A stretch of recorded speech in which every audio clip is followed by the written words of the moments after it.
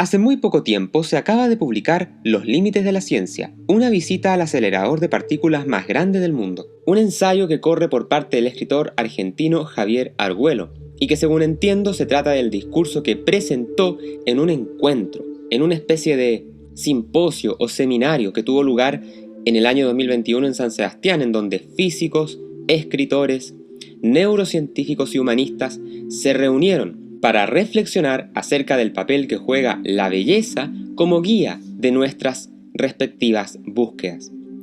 En este nuevo capítulo de Books and Films les voy a dar mi honesta pero también directa opinión de las reflexiones de Javier.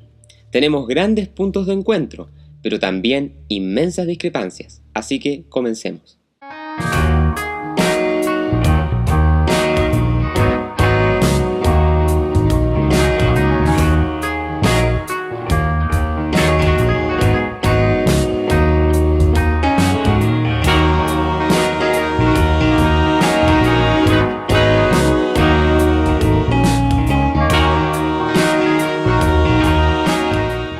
La búsqueda de la belleza es la búsqueda de la verdad. Lo que hacemos los seres humanos cuando miramos al mundo, sea en términos estéticos, filosóficos, literarios o científicos, es intentar desentrañar la forma que el mundo tiene. A esto yo respondería como un tomista, vale decir que son palabras que resuenan bastante bien con la filosofía clásica, pero yo las sistematizaría mejor aludiendo a los llamados trascendentales del ser, el ente como lo verdadero, ya que todo ente es cognoscible y en cuanto a objeto de conocimiento se dice verdadero. La belleza, de hecho, también es un trascendental en la filosofía tomista clásica. Bello es lo que, plenamente conocido, deleita. Por eso es que la belleza consiste en la debida proporción, ya que los sentidos se deleitan en las cosas debidamente proporcionadas, no como pasa con la mamarrachería posmoderna que se encuentra a borbotones en una serie de museos. Adicionalmente, la belleza implica de alguna manera buscar la verdad, ya que ambas derivan del mismo principio, que es el ser. Sin embargo, y ya con solo el análisis de este breve párrafo del libro, podemos empezar a vislumbrar su final. Esto porque para la filosofía clásica cristiana, que conforma uno de los grandes pilares de nuestra cultura occidental, la búsqueda de la verdad tiene como fin último no solo comprender el mundo, sino que elevar el ser humano hacia Dios. Curiosamente, este libro omite a Dios en prácticamente todos sus acápites iniciales, y en lugar de ello parece abrazar una especie de concepción espiritual más tendiente hacia la cultura oriental que otra cosa. Incluso, en una parte, a modo de ejemplo de genios de la historia, menciona a Buda, Mozart, Einstein y Leonardo, pero ningún filósofo cristiano importante de estos últimos 2000 años. El escritor nos relata una historia de la concepción de la antigüedad griega, en donde los hombres, para conocer la diferencia entre una verdad y una mentira disfrazada de verdad, lo hacían, ¿sabe cómo? A través de la belleza que la afirmación o relato contuviera. Si el relato en cuestión era lo suficientemente bello, era señal de que venía de los dioses, y si venía de los dioses tenía entonces que ser verdadero. Pero a renglón seguido dice algo insólito, dice que si algo era verdadero, tenía que ser bello y viceversa, pero que durante 2000 años parecimos olvidarlo, omitiendo de forma impactante toda la tradición filosófica cristiana que va en la línea de lo que él critica que supuestamente se ha perdido. Y sin tomar en cuenta además que la belleza en sí misma también es una guía para las matemáticas y la ciencia contemporánea. La frase «durante 2000 años parecimos olvidarlo» no solo es históricamente inexacta, sino que revela una visión reduccionista o indiferente ante nuestra tradición cristiana. Nuestra tradición cristiana no solo preservó la conexión entre belleza y verdad, sino que la profundizó y la universalizó, llevándola más allá del contexto griego para incluir a toda la creación como un reflejo de la gloria divina. Solo existe un momento en donde aparece el Dios de Occidente, que es casi al final, pero no al final, y que es en el momento en que el autor nos complace con un fragmento de una conversación entre el físico Werner Heisenberg y su colega Wolfgang Pauli, mientras ambos paseaban por el puerto de Copenhague, y luego de cenar, nada menos que en casa de Niels Bohr. La charla expone las reflexiones que estos dos premios Nobel de física compartieron acerca de las pretensiones metodológicas del positivismo científico. Heisenberg dice que ya sabemos que las religiones hablan en imágenes y parábolas, y que éstas nunca pueden corresponderse plenamente con los significados que tratan de expresar. Es posible que los positivistas tengan razón al pensar que hoy en día resulta difícil asignar un significado a tales parábolas. Sin embargo, no deberíamos escatimar ningún esfuerzo para tratar de captar su sentido, pues con toda evidencia se refieren a un aspecto crucial de la realidad. Estas reflexiones de Heisenberg resuenan bastante bien con lo que ya advertía Santo Tomás en el 1200.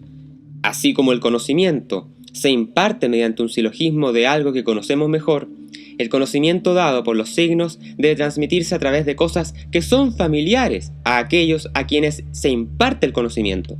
En palabras más simples, Santo Tomás explica que Dios, siendo eterno e inabarcable, solo puede ser conocido por el hombre a través de analogías, imágenes y signos, que apelan a lo conocido para elevar la mente hacia lo desconocido. Esto está alineado con la afirmación de Heisenberg sobre la importancia de esforzarse para captar el significado de las parábolas religiosas, ya que éstas buscan comunicar un aspecto crucial de la realidad, aunque de forma indirecta. Dios facilita la tarea con las parábolas, porque en cierta medida no queda de otra para nuestra limitada cognición, una cognición que no es equivalente a la divina, porque no somos Dios. Este diálogo que nos presenta Arguello en su texto es algo que también lo podemos encontrar en un discurso pronunciado por Heisenberg el 13 de julio del año 46 frente a estudiantes de Göttingen, donde este genio concluía que Dios, como en todos los tiempos anteriores de nuestra historia, seguía presente, y que el orden del mundo solo puede partir de este dominio, y de los seres humanos a quienes no se les oculta. Dicha conferencia aparece recopilada en este libro, Cambios en los fundamentos de la física, obra que hemos analizado de principio a fin pormenorizadamente en un especial de clases que hemos titulado En la mente de Werner Heisenberg, al que todos los miembros, al unirse a nuestro canal, tienen acceso. Así que búsquenlo una vez que se hayan hecho miembros en nuestra página web. Está muy completo el análisis. El diálogo entre Heisenberg y Pauli continúa al punto que este último le pregunta a Werner si es que éste creía en un Dios personal, y para especificar más su interrogante le recuerda que Pascal llevaba cosido al interior de su chaqueta la frase el Dios de Abraham, el Dios de Isaac, el Dios de Jacob, y no el de los filósofos y los sabios. ¿En cuál de los dos dioses creía Heisenberg? ¿O acaso no creía en la existencia de ninguno? Lamentablemente Arguello no se detiene a explicar este punto, pero es importante porque la visión de este físico y matemático llamado Pascal distinguía entre un Dios personal, asociado al espíritu de la sutileza, más enfocado en aquel al que pueden llegar los escritores y artistas, y por otro lado se encuentra el Dios de los filósofos, asociado al espíritu de la geometría, más propio de los físicos, de los matemáticos, de los químicos y de los lógicos. Para Pascal, en primera instancia, podemos llegar a Dios por las dos vías, tanto la racional como la sutil. Sin embargo, encuentra ciertos impedimentos para que nuestra razón logre captar en su esencia lo divino, cosa que lo lleva en última instancia a elegir, siendo él un matemático en su diario vivir, un genio del área, para ser más preciso, aún prefiere así escoger la sutileza, toda vez que el corazón tiene razones que la razón no conoce, mencionaba. De alguna manera Aquino, tal vez sin buscarlo directamente, terminó abrazando de todos modos al Dios del espíritu de la sutileza. Una vez que había conseguido ya demostrar racionalmente la existencia de Dios, se vio profundamente conmocionado por una experiencia mística que rebasó todo su entendimiento. El doctor Aquino representa en primera instancia el espíritu de geometría.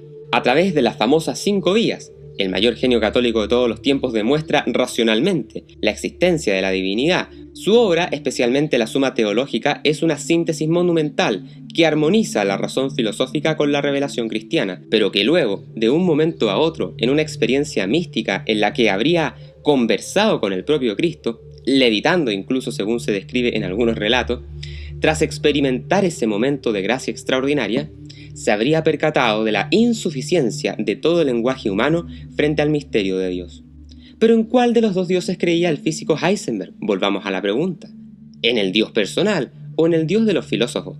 ¿En qué divinidad creía uno de los padres de la física cuántica? No entres dócilmente en esa noche buena, aconsejaba el poeta Dylan Thomas, que para abordar las preguntas más profundas de la existencia es necesario el mayor de los corajes intelectuales.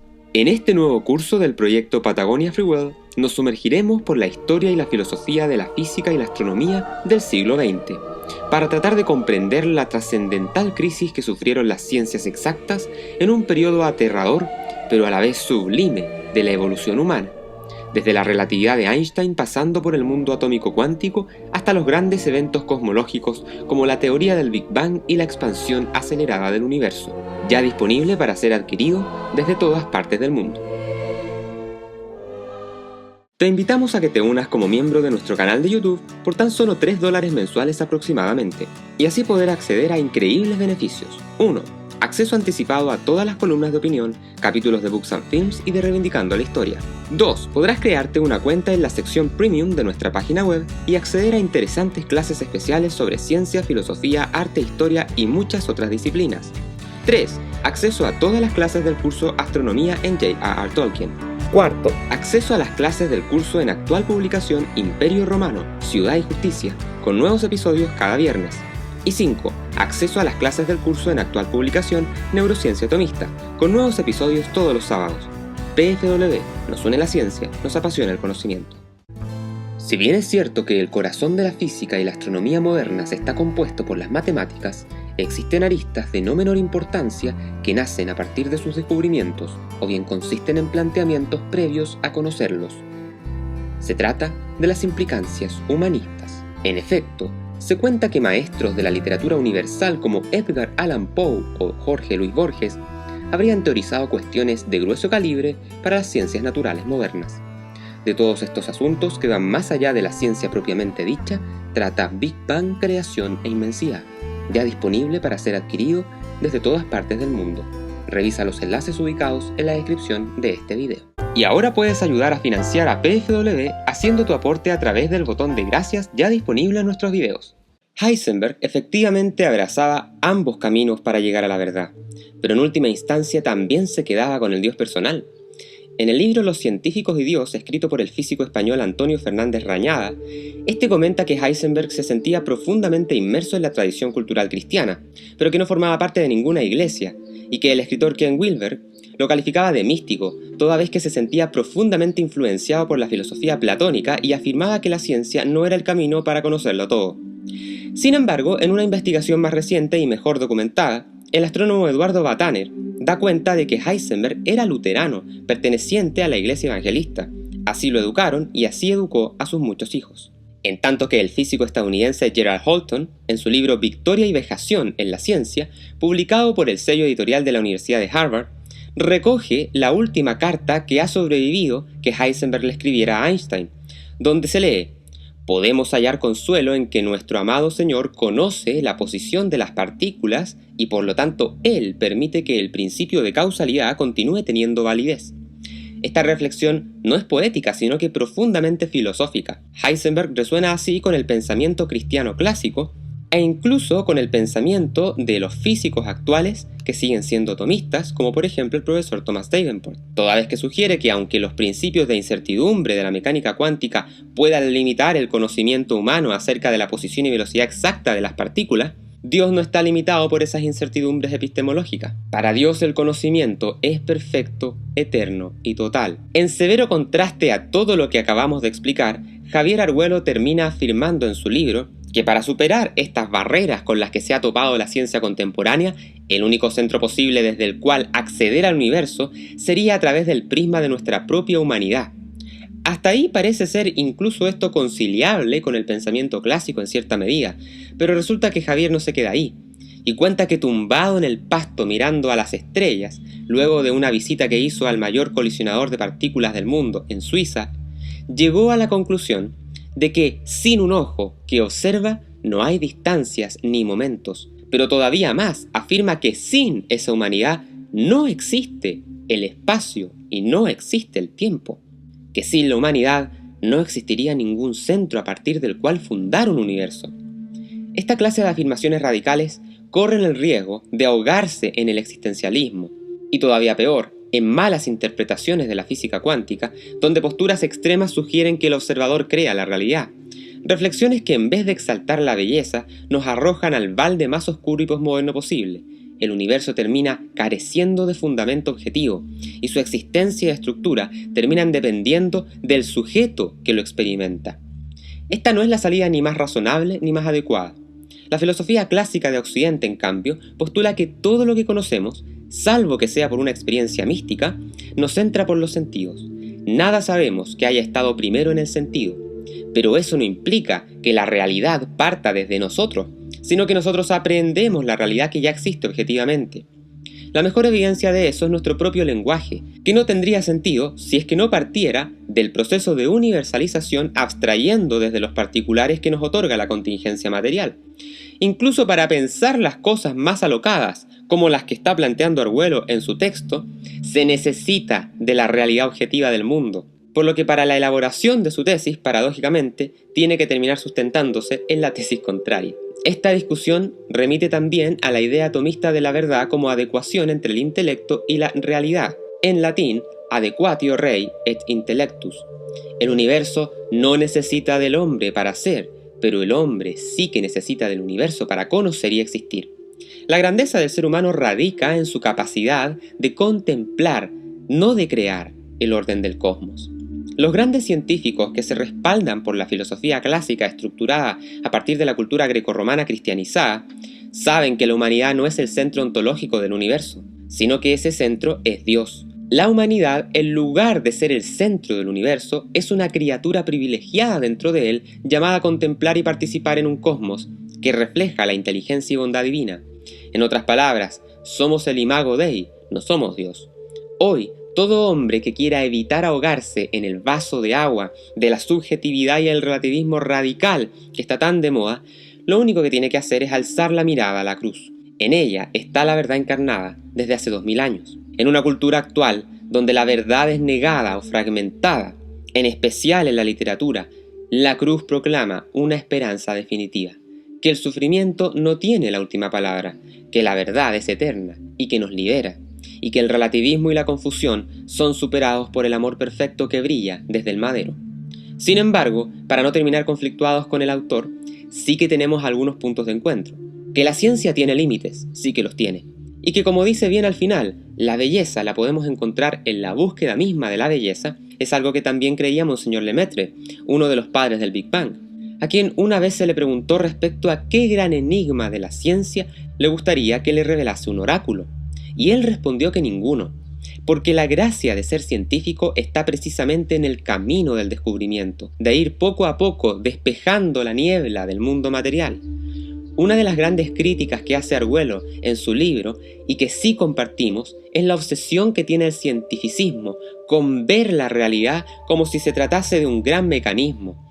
Existe un embobamiento con la belleza del mecanismo, que lleva ya varios siglos, al punto tal que incluso se analiza a los seres vivientes como si se tratase de autómatas. Cuando Volta, por ejemplo, consigue envasar por primera vez la electricidad en una pila, despertó la fantasía de ciertos médicos de revivir cadáveres utilizando energía eléctrica. En ese punto Javier no lo dice, pero Aristóteles ya sabía, desde hace 2 milenios, que los seres vivientes van más allá de ser meros autómatas, porque la vida consiste precisamente en un hálito vital que trasciende la mera ordenación física del conjunto. Eso es lo que se conoce como alma, que no es un fantasma en la máquina, ni tampoco un proceso complejo que supera la suma de sus partes, pero que sigue estando dentro de la dimensión material de la existencia, sino que dicha ordenación es entendida en el sentido ilemórfico del término. De ahí que tras la muerte se produzca un cambio sustancial. En cierto momento y al respecto, Argüello escribe: ¿cómo puede ser que la vida nazca de algo muerto? No tiene más sentido pensar que la vida y la conciencia siempre estuvieron ahí, y que lo único que necesitábamos era una mínima complejidad necesaria para manifestarse. Para los tomistas hay algo de cierto en esta tesis, en el hecho de que la fuerza vital estaría escondida en la teleología del cosmos, pero no es algo escondido en la materia misma de forma autónoma, sino que depende del acto creador divino que otorga y conserva en el ser a todas las criaturas, con independencia de si entran en juego factores como el azar. Pero la conciencia humana, eso ya es un salto mayor. Ella es infundida directamente por Dios pensando en cada uno de nosotros. Se trata de una conclusión a la que se puede llegar tanto desde el espíritu de la geometría, como también, por supuesto, el de la sutileza, aplicando la terminología pascalesca. Salvamos así caer en el subjetivismo radical, porque por mucha poesía y belleza que parezca emanar de la conclusión de Javier, se trata de darle la espalda a la verdad. Si se asume que la conciencia simplemente estaba ahí, en el cosmos, esperando manifestarse, corremos el riesgo de ser arrastrados a una visión panpsiquista o panteísta del mundo, donde todo tiene conciencia en potencia, Tal visión termina derivando en un subjetivismo tal, donde el ser humano se percibe como los ojos o el centro del cosmos, atribuyendo a su propia conciencia un rol primordial. Un poco más de atención a la tradición occidental refinada y solidificada por siglos de razón y de corazón no estaría mal. Nos vemos en un próximo capítulo de Books and Films.